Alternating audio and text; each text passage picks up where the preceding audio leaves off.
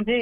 अभी हम जिस प्रकार के परिवेश में रह रहे हैं, वो एक ऐसा परिवेश है जो बिल्कुल भागता दौड़ता सा परिवेश है, जिसमें चीजें कहाँ जा रही हैं, क्यों जा रही हैं, किस लिए जा रही हैं, इस क्यों का उत्तर किसी को नहीं मिल रहा है। पर सब भाग रहे हैं और सब एक अनिश्चित उद्देश्य के पीछे या गंतव्य के पीछे भाग रहे हैं।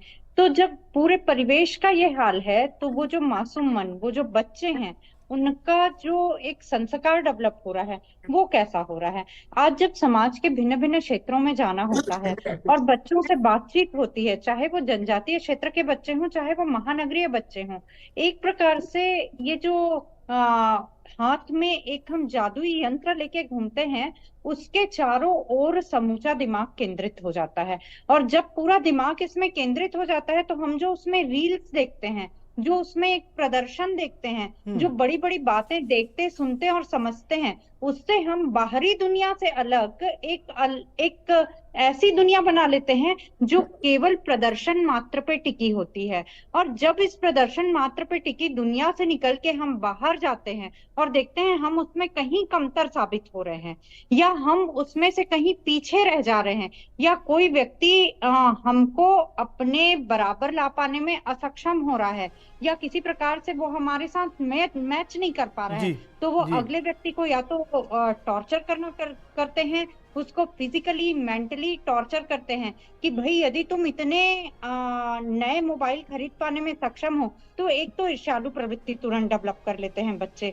दूसरा, उनको ये लगता है जब ये इतना बड़ा मोबाइल खरीद सकता है, तो ये अपने दोस्तों को पार्टी क्यों नहीं दे सकता, और हम्म। नहीं दे सकता तो हम कैसे इम्पोजिंग हो सकते हैं, हम कैसे उसको दबा सकते हैं, हम कैसे नया मोबाइल खरीदने के बावजूद भी उसके आगे हीरो साबित हो सकते हैं। ये एक सामान्य सी चर्चा थी जो कई बच्चों से कई जगहों पे होती है, कई जगह बहुत हिंसक हो जाती है, और कई जगह ये वारदात इतनी हिंसक होने से बच जाती है। पर जी। मोर और लेस सभी जगहों पे इस तरीके की वारदातें होने से बचने का अब समय आ चुका है। जी, बिल्कुल बिल्कुल सही बात आपने कही।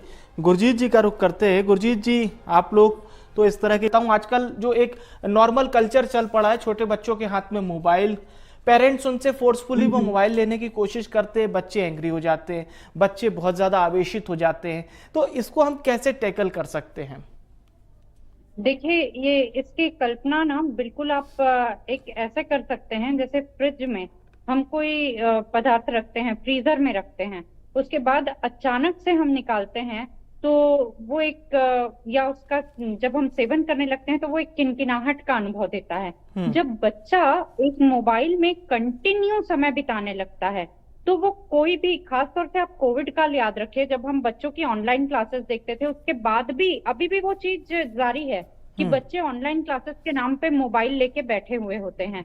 उसमें हमको ये नहीं पता होता कि वो ऑनलाइन मोबाइल पढ़ने के साथ साथ मल्टीपल विंडोज में और भी क्या क्या चीजें देख रहे हैं।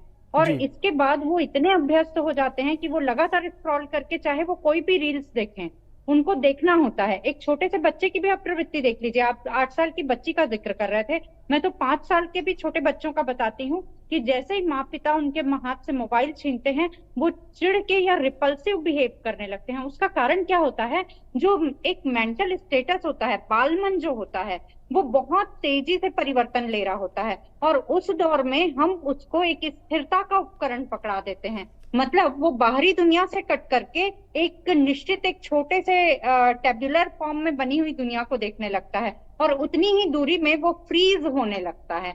तो जी। जैसे ही उसके फ्रीज एटमॉस्फेयर से उसको हटाने का प्रयास किया जाता है, वो अपने आप के, अपने कंफर्ट जोन से हटने के भय से चिढ़ने लगता है, उसको वो डिस्टरबेंस महसूस होने लगता है, तो वो एक रिपल्सिव बिहेव अपनाता है। हम्म। बच्चे का जो स्क्रीन टाइमिंग है, वो जितना ज्यादा हो सके, ये पूरा पेरेंट्स के हाथ में है जी। कि बच्चे की स्क्रीन टाइमिंग, पहले स्वयं की स्क्रीन टाइमिंग पे नियंत्रण करें, हम्म। उसके बाद बच्चे को वो जो अपनी सुविधा के लिए मोबाइल हाथ में दे देते हैं, उससे गुरेज हाँ। करें, परहेज हाँ। करें।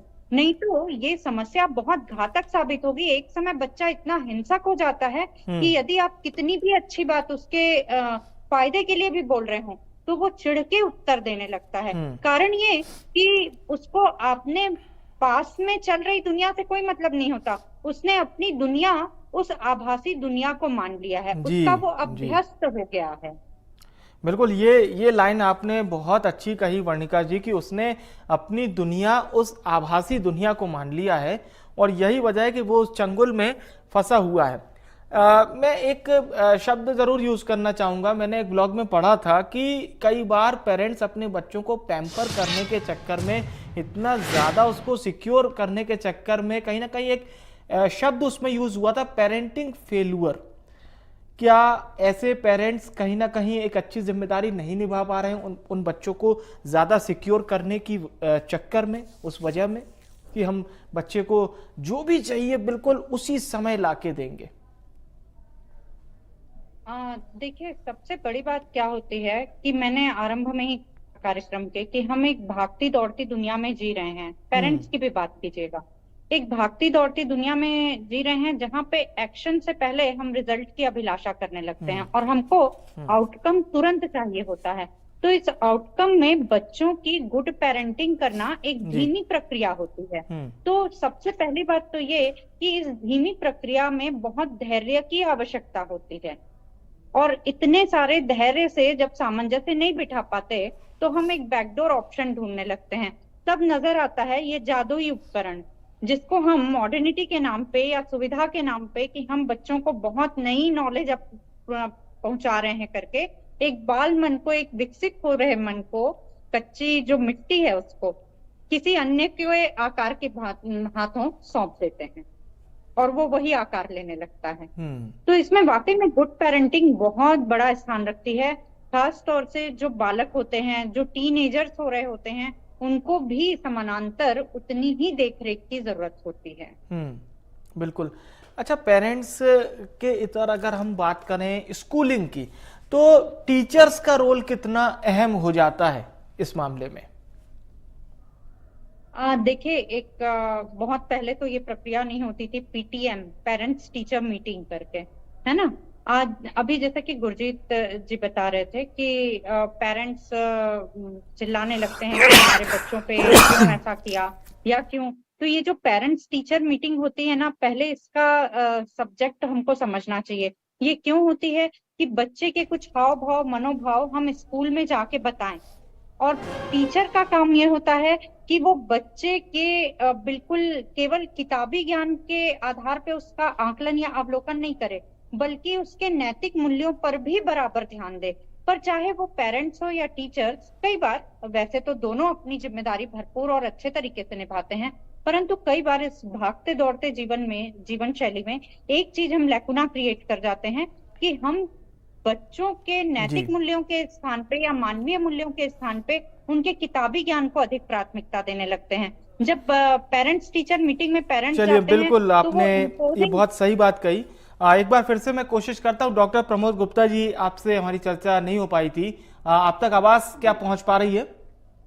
हाँ बिल्कुल आ रही है अभी। जी। मैं एक रिएक्शन